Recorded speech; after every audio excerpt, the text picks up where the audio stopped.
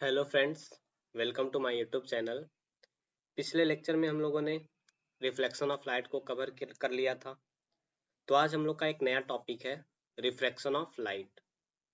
तो आइए शुरू करते हैं। तो सबसे पहले हम लोग रिफ्रैक्शन ऑफ लाइट का डिफिनीशन देखेंगे, जिसमें यह बोला जाता है कि the bending of light rays from their original direction of propagation when they pass obliquely from one transparent medium to another transparent medium is called refraction of light। Means जब कोई लाइट एक ट्रांसपेरेंट मीडियम से दूसरे transparent medium में travel करती है तो अपने पाथ से डेविएट हो जाती है, तो इस फिनोमिना को हम लोग बोलते हैं रिफ्रैक्शन ऑफ लाइट। जैसे ये ये हमारा इंटरफेस। इंटरफेस क्या होता है? तो इंटरफेस दो मीडियम को सेपरेट करता है, इसे हम लोग बोलते हैं इंटरफेस। तो यहाँ पे एक रे आ रही है जिसे हम लोग बोलते हैं इंसिडेंट रे, और वो दूसरे मीडियम में ट्रेवल करने के बाद कुछ इस तरीके से बेंड कर जाती है। इसका जो ये है एक्चुअल प्रोपोगेशन है, लेकिन वो इस पाथ से ना जाते हुए कुछ इस तरीके से बेंड कर जाती है। तो ये जो बेंडिंग ऑफ लाइट है, इस फिनोमिना को हम लोग बोलते हैं रिफ्रैक्शन ऑफ लाइट। यहाँ पे AO जो है हमारा इंसिडेंट रे है, और OB को हम लोग बोलते हैं रिफ्रैक्टेड रे। और इंसिडेंट रे और नॉर्मल के बीच में जो एंगल फॉर्म हो रहा है, इसे हम लोग बोलते हैं इंसिडेंस एंगल या फिर एंगल ऑफ इंसिडेंस। इसे हम लोग I से डिनोट करते हैं। उसके बाद ये जो एंगल है नॉर्मल और रिफ्रैक्टेड रे के बीच में जो एंगल फॉर्म हो रहा है, इसे हम लोग बोलते हैं एंगल ऑफ रिफ्रैक्शन, जिसे हम लोग स्मॉल r से डिनोट करते हैं। उसके बाद अगला टॉपिक है हमारा लॉज ऑफ रिफ्रैक्शन। तो रिफ्रैक्शन के भी दो लॉज होते हैं। जैसे हम लोगों ने रिफ्लेक्शन के दो लॉज पढ़े थे, उसी तरीके से रिफ्रैक्शन के भी दो लॉज होते हैं। तो फर्स्ट लॉ है इंसिडेंट रे, रिफ्रैक्टेड रे और नॉर्मल तीनों सेम प्लेन में लाई करते हैं। Second law, ratio of sine of incidence angle to the sine of refracted angle is constant। Means sign of I और साइन ऑफ R, ये दोनों का जो रेशियो होता है वो कांस्टेंट होता है, और इसी कांस्टेंट को हम लोग बोलते हैं रिफ्रैक्टिव इंडेक्स ऑफ मीडियम, जिसे हम लोग स्मॉल n से डिनोट करते हैं।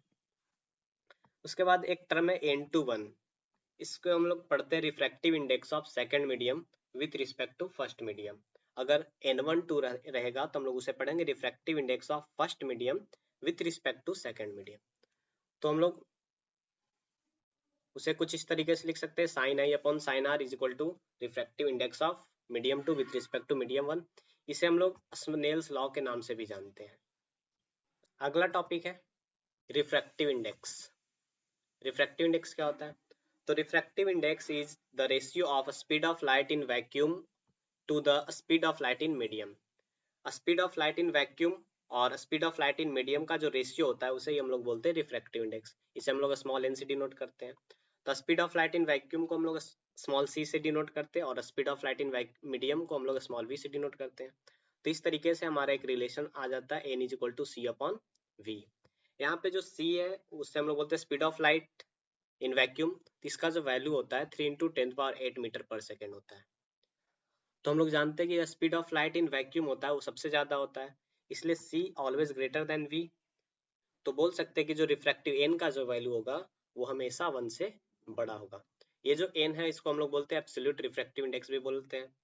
तो जो एब्सोल्यूट रिफ्रैक्टिव इंडेक्स का वैल्यू होता है वो हमेशा 1 से बड़ा होता है, ग्रेटर देन 1। अगला टॉपिक है रिलेटिव रिफ्रैक्टिव इंडेक्स। मीन्स किसी एक मीडियम का रिफ्रैक्टिव इंडेक्स किसी दूसरे मीडियम के रिस्पेक्ट में बताना ही क्या कहलाता है? रिलेटिव रिफ्रैक्टिव इंडेक्स कहलाता है। जैसे means let the light goes from medium 1 to medium 2, then the refractive index of medium 2 with respect to medium 1 is known as relative refractive index of medium 2। तो यहाँ से जो N21 है इसे हम लोग पढ़ते हैं refractive index of medium 2 with respect to medium 1। यहाँ पे 1 छुटा हुआ है। यहाँ से refractive index of medium 2 with respect to medium 1 को हम लोग इस तरीके से लिख सकते हैं N2 डिवाइड बाई N1। और किसी भी स्पेसिफिक मीडियम का जो रिफ्रैक्टिव इंडेक्स जिससे हम लोग बोलते हैं एब्सोल्यूट रिफ्रैक्टिव इंडेक्स, वो होता है c/v। तो N2 is equal to c/v2 हो जाएगा, और यहाँ से N1 is equal to c/v1 हो जाएगा। और N1 और N2 का वैल्यू अगर हम यहाँ पे पुट करेंगे तो कुछ इस तरीके से आएगा। तो यहाँ पे अगर हम लोग N2 का वैल्यू पुट करेंगे तो C/V2 और N1 का वैल्यू पुट करेंगे तो C/V1। C से C कैंसिल आउट हो जाएगा तो यहाँ बचेगा V1/V2। तो यहाँ से एक रिलेशन आ गया, refractive index of medium 2 with respect to medium 1 is equal to with speed of light in medium 1 with respect to speed of light in medium 2। अगला टॉपिक है ऑप्टिकल डेंसिटी। ऑप्टिकल डेंसिटी क्या होता है? तो optical density of a medium determines the ability of the medium to refract light. तो optical density किसी medium का ability होता है जो यह बताता है कि वो इस मीडियम से कितना लाइट रिफ्रैक्ट होगा। जो ऑप्टिकल डेंसिटी जो होता है वो डायरेक्टली प्रोपोर्शनल होता है रिफ्रैक्टिव इंडेक्स से। मीन्स जिस मीडियम का रिफ्रैक्टिव इंडेक्स जितना ज्यादा होगा उसका ऑप्टिकल डेंसिटी उतना ही ज्यादा होगा। उसके बाद एक टर्म आता है ऑप्टिकली रेयरर मीडियम। मीन्स जिस मीडियम का जो रिफ्रैक्टिव इंडेक्स लो होता है उसे हम लोग बोलते हैं ऑप्टिकली रेयरर मीडियम। तो यहाँ जिससे n is equal to C/V होता है, तो अगर n का वैल्यू लो है, n का वैल्यू अगर कम है और हम लोग जानते हैं कि जो c का वैल्यू होता है वो कांस्टेंट होता है, तो अगर n का वैल्यू लो है तो ऑब्वियसली v का जो वैल्यू होगा वो हाई हो जाएगा। तो हम लोग बोल सकते हैं कि ऑप्टिकली रेयरर मीडियम में जो स्पीड ऑफ लाइट होता है वो ज्यादा होता है। ऑप्टिकली रेयरर मीडियम में स्पीड ऑफ लाइट फास्टर होता है। उसी तरीके से optically denser medium. Optically denser medium किसको बोलते हैं? तो वैसा मीडियम जिसका रिफ्रैक्टिव इंडेक्स हाई होता है उसे हम लोग बोलते हैं ऑप्टिकली डेंसर मीडियम। तो n is equal to C/V। तो यहाँ पे भी अगर n का वैल्यू हाई है तो v का वैल्यू ऑब्वियसली लो होगा। तो हम लोग बोल सकते हैं कि जो ऑप्टिकली डेंसर मीडियम है उसमें जो लाइट होता है स्लो ट्रेवल करता है। Cause of refraction of light means refraction of light हो रहा है तो उसके पीछे का कारण क्या है, क्या रीजन हो सकता है? तो रिफ्रैक्शन ऑफ लाइट होने का रीजन ये है कि हर एक मीडियम का जो स्पीड ऑफ लाइट होता है वो अलग अलग होता है।